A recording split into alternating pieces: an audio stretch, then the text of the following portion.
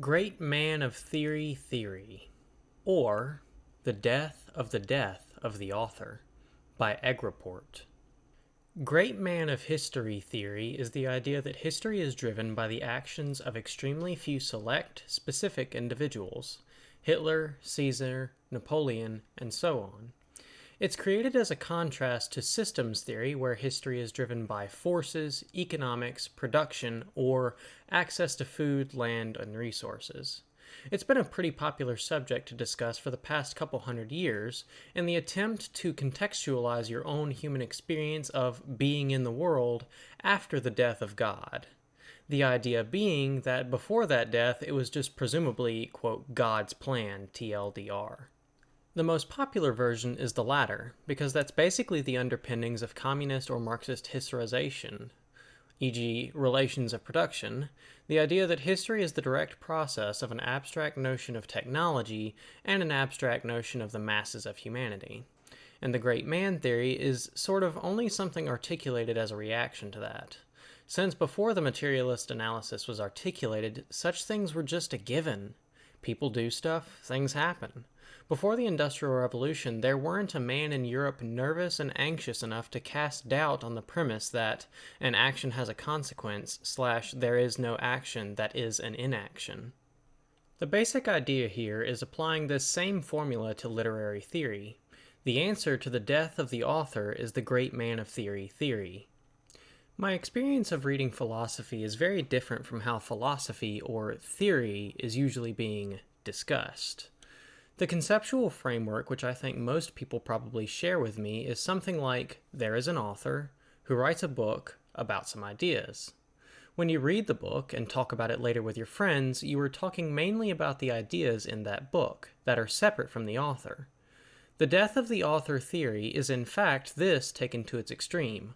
Once the words leave the brain of the author and goes into the book, there ceases to be any meaningful connection between them, and what is created, the book, ought to be considered an entirely separate thing, where ideas exist in a metaphysical state separate from humanity. In fact, we even say, the author can be wrong about what he thinks what he wrote means. He didn't even truly appreciate what he was creating, we say. The book full of ideas is full of ideas the author didn't even consciously know himself.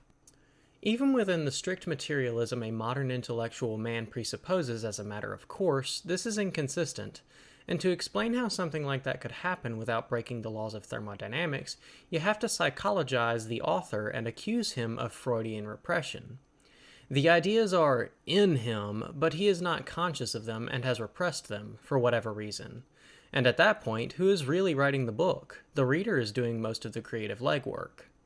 Reading in this way is what we're instructed to do in schools. It's supposed to be a mark of intelligence and good character to be critical. We've talked about that before. That's how you're supposed to read, and that's how you're supposed to think. That's not how I read. My experience of reading anything is much more intimate. It's not about the ideas so much as it is about the author. The reason I read Wittgenstein and was blown away when I was 19 isn't because the Platonic ideas I came into contact with were true, but because, as he himself puts it, quote, this book will perhaps only be understood by those who have themselves already thought the thoughts which are expressed in it, or similar thoughts. It is therefore not a textbook. Its object would be attained if there were one person who read it with understanding and to whom it afforded pleasure, end quote. Or, as we say today, oh man, he's just like me. My experience of reading is extremely personal. I have previously flattered myself that I was thinking about ideas. I was flattered in university that I was good at understanding and explaining ideas to my struggling peers. But my dirty secret was, even then, that I wasn't good at understanding the text we read and explaining them because I was good at understanding ideas. That's not really the case. I was good at it because I am good at interpreting dreams. I'm good at understanding people. I was good at explaining Heidegger to my study group because I am lonely and autistic and in my head and neurotic. And so is Heidegger. I would tell myself that I obsessed over Wittgenstein because he solved all, I admitted, my problems. And I proposed that he could solve a great deal further ones if only I made everyone else really appreciate how good of a book Tractatus was. But that's not really true. It's just an excuse. The truth is I read it, and I felt a human connection to the author. In understanding him, I felt understood. The kind of social affirmation that I would assume everyone else got from each other just by their daily lives, which somehow I was excluded from by being too smart, or too stupid, or just weird. Finally, someone else gets it. What this means is, finally someone gets me. The death of the author and its consequences has been a predictable disaster for humanity that follows necessarily as the natural conclusion to adopting the Enlightenment, positivist, materialist metaphysics. If all things is to be judged by their weight and measurements in laboratory conditions, then the death of the author is a necessity, figuratively and literally. The killing of intellectuals in revolutions isn't an accident. It's a logical necessity, and woe to the revolutionary who is logically inconsistent. How embarrassing. You're not going to get invited to the orgy. What I propose is that there is something wrong in our conceptual approach to literature that is the product of a deeper, more fundamental problem in epistemology and worldview, our assumptions about very basic conceptual categories. The Enlightenment ideals of the disinterested observer stand in complete opposition with my own experience of reading, and the way I truly engage with the text is something I would think of as a dirty secret. I am actually extremely interested and deeply invested. How embarrassing. What is philosophy? What is wisdom? What is knowledge? The codified doctrine of modernity is scientism. Wisdom is repeatable experiments in laboratory conditions. Knowledge is sterile and clean. Philosophy is reason alone, and it's really a kind of pure math, or a brother discipline to math. Truth is ideology. Everything is purely conceptual and language. If we were all brains in a vat, trademark, and all of human experience was a hallucination, nothing would change about philosophy, wisdom, or knowledge, because we all conduct those in the sterile, controlled laboratory conditions of our minds, where they are perfect and exist entirely separate from the disgusting and dirty world. When I read anything, I don't read for the joy of the sterile laboratory. I don't read for the sadistic joy of vivisection and autopsy. In fact, I have a physical reaction if I enter into a hospital. I get sick from being there. The smell of industrial detergent nauseates me, and it smells like death to me. I read for the opposite. I read because it feels like getting to know a guy intimately, in all his biological horror, and all his weakness, and all his flaws. When I read Mein Kampf, I feel like I could have been Hitler's friend. I understand what he's going through to some extent. And my dirty secret is, that's not a secondary purpose to my reading. It's the primary purpose. Because I'm lonely and weird, and there are not a lot of guys like me out there for me to be friends with, and in understanding the author, I feel understood. People, weirdos, you, read because they want to feel that human connectedness. The people reading this right now, weirdos, you, don't read this because there's some kind of unified egg theory of everything that is super smart and solves all the problems. I should know. I'm the author and my life is complete dog shit. I've wasted 10 years of my life doing nothing, and I live like a below-competent 20-year-old. It's massively humiliating to me.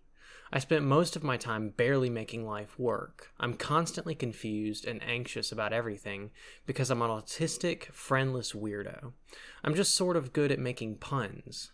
There is no great egg Weltanschauung. It's just a bunch of shit mashed together as I go. To the degree that there is one, it's just what we would otherwise call my personality. Not a separate Platonic idea or system that exists separately from me. It's just me. I'm trying to do a complicated maneuver here where I illustrate the point both in spelling it out autistically, formally, in the normal, respectable way, but also illustrate it in the format or structure of the article, and the contrast between sterile, boring academic language and the disgusting personal or confessional, like this paragraph. You understanding me makes you feel seen, which, if you want to be fancy about it, is exactly the Hegelian subject recognizing itself as subject by recognizing the other as a recognizing subject and recognizing yourself, not in the other subject, but in the very recognition of mutual self-recognition. But that's boring and gay. The reason my stuff works, to the degree that it works at all, is because it's intimate. It's not that there is no such thing as intellectual value, but it's a matter of calibrating your expectations of yourself and of the text, discerning primary from secondary purposes. If there was no such thing as intellectual value, I would still read. How's that for a thought experiment? The appeal of reading for me is like when someone tells you about a dream they had. Not actually the retelling of the dream, which is usually very tedious and boring, but the very specific point where you feel like they have accidentally revealed more about themselves than they thought. When they accidentally tell you something revealing and embarrassing and you suddenly feel like you know something, know too much, perhaps, about them. That, except intentional. The feeling of being trusted with something intimate and important from someone else who understands the stakes of what's going on. Enlightenment philosophy is in contradiction with itself. Philosophy is the love of wisdom, love of knowledge. But knowledge is love, you understanding something to the degree that you can love it. Knowledge is grokking. Knowing someone in the biblical sense means fucking. You can't divorce terminology from the imagery it's made up of. Knowledge is quite simply not a sterile lab experiment. It's dirty and wet and hairy. It's disgusting and muddy and bloody and full of cum. It is essentially a king of idolatry or fetishization of the kind of terminology I've tried to establish here. Worshipping the signifier over the signified, valuing the paint higher than the pictured image. The worship of reason, the basis of Enlightenment philosophy, is at its root fetishization of philosophy. It's inherently perverted, not in a derogatory, moralizing sense, but in a clinical sense. Towards a new history of philosophy. The Greeks inventing philosophy was the discovery that it's fun to hang out with your bros and get drunk and, what my dad calls, solve the world situation. Talking politics, shooting the shit, bragging, solving a mystery, solving a puzzle, making lewd jokes, saying stuff like, if I was in charge, I'd...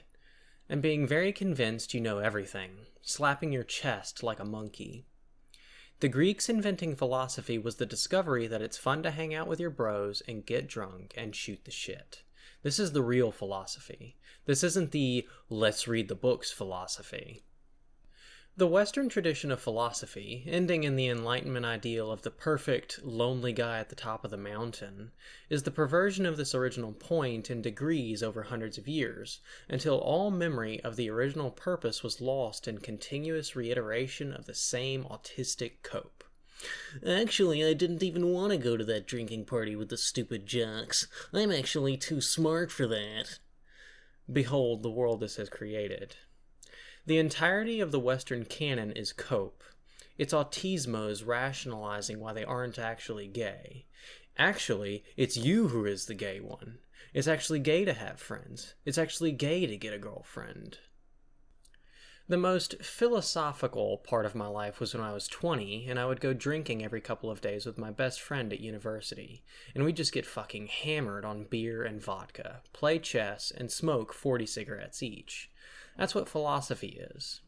One evening, we spent 4 hours trying to deduce how a computer worked, because we knew it was supposed to work on binary logic gates, and just sort of trying to work our way from there to how does that generate a moving picture of tits, as we see here on the screen here.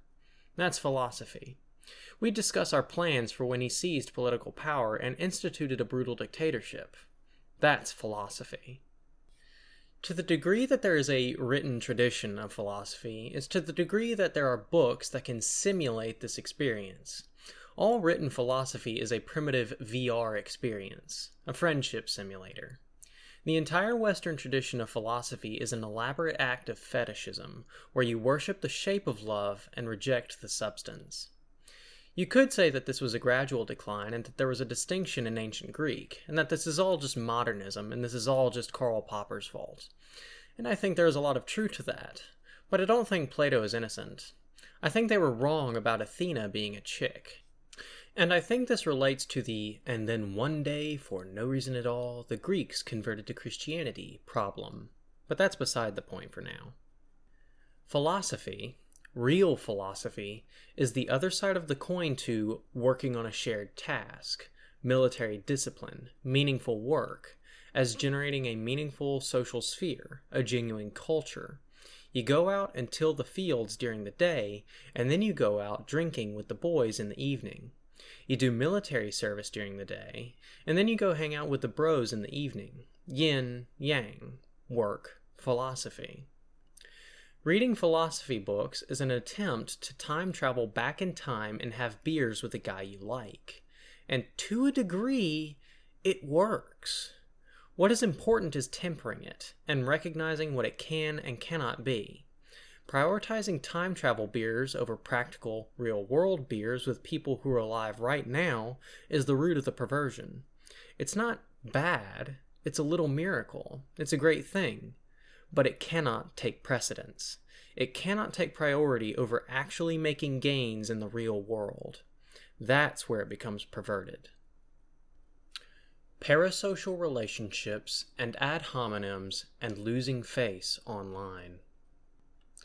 The idea that character judgments should be outlawed from meaningful discourse is a weird Enlightenment rationalization that doesn't make any sense even in its own framework.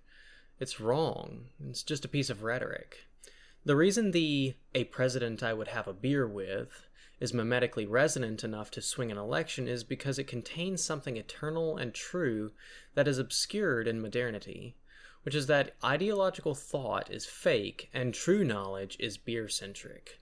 True knowledge is love, is fraternity, is beer-centric, is hanging out with your bros, shooting the shit, which, like all roughhousing and play fighting, involves that you have to lose sometimes. See the Jordan Peterson evolutionary psychology, animals play fight and you have to lose a game once in a while or else the other rats won't play with you anymore talking point. In a single axiom, to explain autistic losers who don't understand why they're getting hate online. It doesn't matter whether what you are saying is true, it matters that you can't take a punch. I would not like to have a beer with you. I was trying to have a beer with you, but you rejected my beer. You were offending me by rejecting my beer, so I am going to punch you on the shoulder. Autistic losers, book fetishists, are people who value the simulation over the simulated, because with the book and the time travel beers, you are always in control. You never have to react. You never have to lose a fight. You never have to show your belly and your neck to the other dogs. You never have to mingle or engage with the messy, disgusting biology of love, and you can just play with the sterile, safe representations of it. There's no meaningful difference between an internet personality stalker and a book fetishist. They are both stuck in the parasocial relationship. But like all the roads to hell, people go willingly. It's a choice. One of the most real things you can say to another person is just something as simple as, "I don't like you." There's a man who I knew in real life many years ago and is now a mediocre internet grifter. There are a great many things I disagree with him about, but nothing I could ever say to him, no amount of written-out logical argument, would ever be as profound as just saying to him, "I think you're a bad guy. I would not have beers with you." Character judgments matter, because thought and ideas don't exist in a vacuum. They exist in your biology, in your blood, and in your guts. If modernity is fetishism and worshipping the picture over the depicted, then the human body is the frame. I believe there is a metaphysical truth. I believe you can only interface with the truth if you are of a virtuous character. It sort of rubs off on you. It's a symbiotic relationship. We need each other, and we need each other to be virtuous. Through each other's virtues, we approach the divine.